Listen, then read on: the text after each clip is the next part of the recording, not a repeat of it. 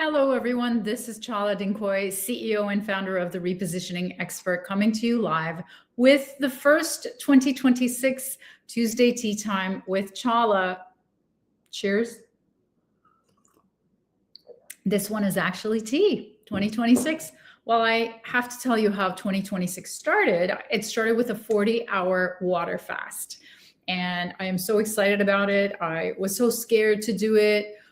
I read a book about how to do it. It said that it was so good for your health. It was going to reset everything, and never mind just the weight loss, but all the inflammation, reset my hormones, just amazing things, amazing results for my health. And I was really scared to do it, but I did it and I survived. Yes, I was hungry, but after a while you stop thinking about it, and most of the time you're asleep anyway. And I totally recommend it. I lost something like 3 pounds of water, which I didn't even know where it came from, or I won't get into the details, but really, really recommend a water fast if you're thinking about it, curious about it.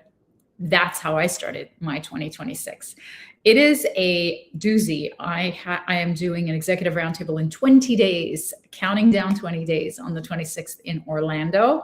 So I am actively recruiting for small businesses in the 3 million to 10 million revenue, the CEOs who will gather and who will share. It's a peer sharing of the secrets of how we have been able to close large clients and large corporates and contracts. And, I have enjoyed doing the roundtable so much.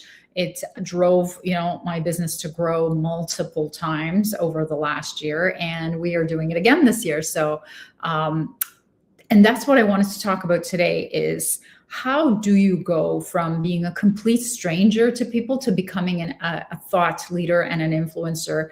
And in these roundtables, one of the biggest complaints that I hear from the small business owners is how do we look larger than we are so that we don't scare the prospects that are the whales, that are the big guys. We call it landing the whales. So let me give you some stats around this. 78% of social sellers, meaning people who are using social media as some part of their process of selling, outsell their silent, invisible partners who do nothing but just maybe lurk or just on LinkedIn. So people who are actually posting content versus people who aren't are outselling 78%. So it's huge. If you've decided that 2026 is the year for you to stop being that silent person who's just watching me and watching others and has no, skin in the game to be able to put something of their own thoughts and their own story and some form of content in some way on LinkedIn to become more influential, then if that's what you wanted to do, this is the year for you. And I thought this would be the perfect live stream to be able to get you to do that. So first of all, why would you want to do that?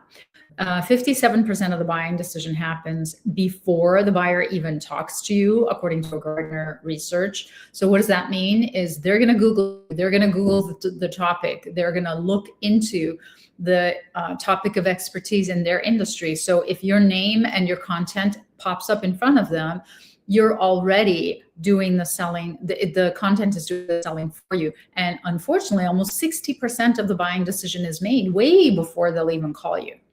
So no content, no call from the buyer. The next is 61% said that they trust industry experts versus they said only 17% trust sales reps. So that's a study from Edelman, a research from Edelman. So if you have no demonstrated expertise in that industry, and how else are you going to demonstrate that expertise? One, unless they've worked with you in the past. Two, unless you're a referral, which is great. Or three, they see your content or you on stage or on a virtual stage like this, or your articles or your posts or something, or your videos, then it completely trumps sending in a poor, unsuspecting, unqualified, really, sales rep who only 17% of the time are they trusted versus 61% who are trusting the industry leader. And why not you become the industry leader as the owner of the company, and the industry expert put out your expertise, demonstrate your expertise. And I'm going to, in a few minutes, give you some actual steps on how to do that. But why not then make that impression as a brand and a company before you send in your sales rep? So that's what I want for you, is for you to have demonstrated industry expertise instead of sending in just sales reps to fail. The next point of a research that was done by Demand Metrics says that 3 times more leads and 62% less cost is obtained with content versus cold outreach. So you get 3 times more leads and it costs you 62% less to actually do content marketing, which means you become an expert in their pain and you constantly talk about the solution to their pain, and you're very clear about who you're talking to, and you're very clear about what problem you solve and how. And then you constantly talk about in front of them about the demonstration of these experiences. And it is 100%, almost, it's 300% better than just cold outreach. So content equals trust. The next point of research is from Sprout Social, and it says that 70% of buyers feel more connected when the CEO is on social media. People want to see you, know you. When a small company has a large share of voice, it looks like it has a larger share of market.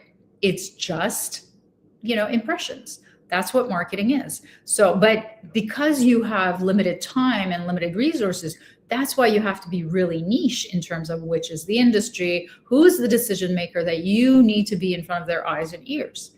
So CEO visibility versus generic content equals higher buyer conversion. I hope that's clear. So how do you become more visible? How do you become an influencer versus invisible in 2026? Well, as all my work and advice starts with, you have to super niche into one industry and one very expensive facet of their pain. And you become an expert, or you start to create expertise and content around that expertise that you can help them, and how you've helped others in the same industry, in the same problem, and what your results have been and what the transformation has been. So first you have to define that. And that's really the beginning of all of my work with the client, is we really clarify, crystallize with words, with, data, with research, with actual real time talking to real decision makers to figure that out. That's job number 1. Number 2 is I want you to write down all of the pain sound bites of what you heard in the market with your prospects and your clients around that pain that you solve. Okay. How do they talk about it? What industry words do they use, or what acronyms do they use? Doesn't matter. How do they refer to it in that industry? Because you can have the same exact problem, but every different industry can talk about it a different way, using even different words. So you have to write down all the pain sound bites of all the sentences that you've heard from your clients. And these are going to be the subject titles of your everything that you do. You can do live streams like this, and that could be the top topic. It could be a subject email. It could be the title of a keynote. It could be the title of a video that you create. It could be the title of a keynote or a presentation, whatever it is. It could even be a white paper. But you need to figure out first, what is their pain and how are they talking about it, so that you use it in your messaging. Next, I want you to make a list of every time you solved that problem in that industry. Now, if you haven't been a specialist and you're just trying to specialize into or get into a new specialty or a new target, I want you to think of what commonalities, common areas that you had with whatever industry that you're now specializing in, and with the problem that you now have decided to solve. And then still write down what was the issue, who was the client, How did you help them? And what were the results? I want you to just write down as many stories as you can. And then I want you to actually write 2 to 3 posts a day talking about this stuff. So you can include case studies, you can talk about what you think about the pain, you can give some advice. Basically, it's just putting yourself out there, your opinion out there. And I have never met, none of my clients that I've ever met had no issue or had nothing to say or had no opinions or advice about the problem that they solve. It's just that they've never been asked to put it into the format of talking to a camera or talking to nobody and talking to thousands and millions, but in their own room with a little light, sitting and talking about exactly what they think about the problem and how they think it should be solved. It's new to a lot of people. So these are some of the tips that you can have to be able to get over that fear of first thinking about them and their problems and their language, and then thinking about when did you solve it in the past and how did you solve it and what did it look like, and then getting on and either written or video, any format, talking about it, telling just stories. The next way that I think you can get more visible and influential is actually engage with your prospects at their associations, at their events, and you can speak or they can be speaking and you introduce yourself. You can attend, you can volunteer to become part of their board. I mean, I have lots of clients who actually just fill their whole business the whole year just by becoming a volunteer member of the board of directors of their target client association, which is brilliant because most people start by volunteering in their own association. And that's not what I want for you. Every minute that you have should be going to, that you want, if you're trying to grow your business, should be going to volunteering in front of people and for people that you're trying to convert into a sale. Okay. So engage with your prospects through their own networks and channels. And if you have a very specific industry, you'll already know what associations and organizations they belong to. And you'll be able to go and meet them there. And you won't be just meeting one, but you'll be meeting a whole bunch of them.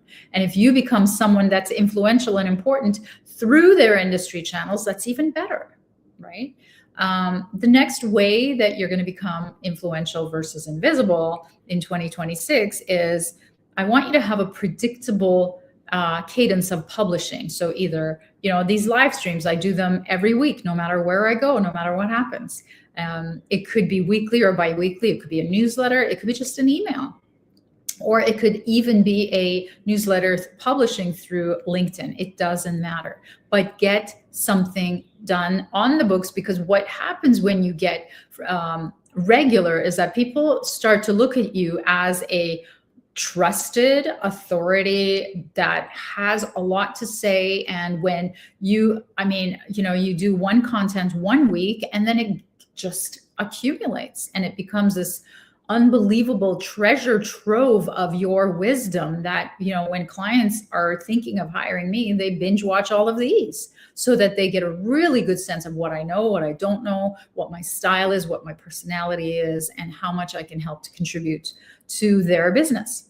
So that's what I want for you is in the new year, I want you to commit to and to actually, prioritize some form of regular publication, predictable, and, whatever is within your bandwidth, I want you to do that. And the last thing that I want to say is I want you to comment back to the people that are commenting to you on your LinkedIn, either when you post or share or something, because it's gold. I have already connected with 4 people in just one day based on their comments back to me on LinkedIn. And, one of them and I are collaborating to put together more people into the Executive Roundtable in Orlando. And I'm so blessed that happened. So use that. But in order to make the most of it, you have to be in the pages and the profiles and have your feed full of your exact target, exact audience. And you have to be really clear about what industry you serve and whose pain you help. And you have to have amassed enough of these people in your LinkedIn networks to be able to help them and to be able to converse with them back and forth. Okay. So start small if you have to, but start in 2026. That's what I hope for you. That's what I wish for you. And I hope that was helpful. And I'll see you next week, next Tuesday. All the best.